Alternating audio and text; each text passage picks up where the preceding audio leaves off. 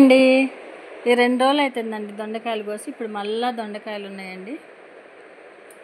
1/2 KG దాకా వెళ్ళినాయి మొన్న కూడా. ఇప్పుడు కూడా ఒక 1/2 కేజీ దాకా ఉన్నాయండి దొండకాయలు. బెండకాయలు కూడా స్టార్ట్ అవుతున్నాయండి. ఇక్కడ బీరకాయలు అయితే కోస్తున్నా అండి. బీరకాయలు ఇప్పటికి 4 టైం ఇప్పుడు 4-5 సార్లు కోసానండి. కోసినప్పుడల్లా ఒకసారి కేజీ వచ్చినాయి, ఒకసారి 1/2 కేజీ వచ్చినాయి. ఈరోజు కూడా ఒక 1/2 కేజీ దాకా వస్తాయి. ఇక్కడ కాకరకాయలు కూడా ఉన్నాయండి. రేపు ఎల్లుండి చూసుకొస్తా. కొంచెం పెద్దవి అవుతాయి కదా. బీరకాయలు ఒక 2-3 పాడైనాయండి. ఇది చూడండి తోటకూర.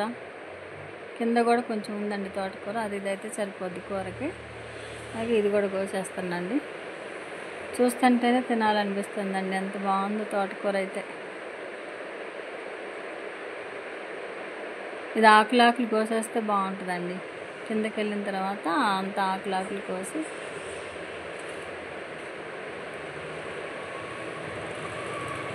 ఇగోండి ఇట్లా ఉన్నాయండి బీరకాయలు.